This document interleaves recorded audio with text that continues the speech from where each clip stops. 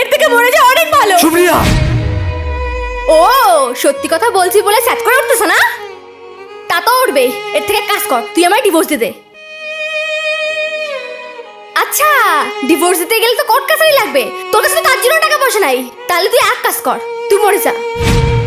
আমি দ্বিতীয় বিয়ে করব, আর এবার বুঝে শুনেই করব, যাতে মেয়েটার ভবিষ্যৎটা দাঁড় করাতে পারি। তুই না মরলে তো আমি তো কিছু করতে পারবো না। তাহলে মরে যা।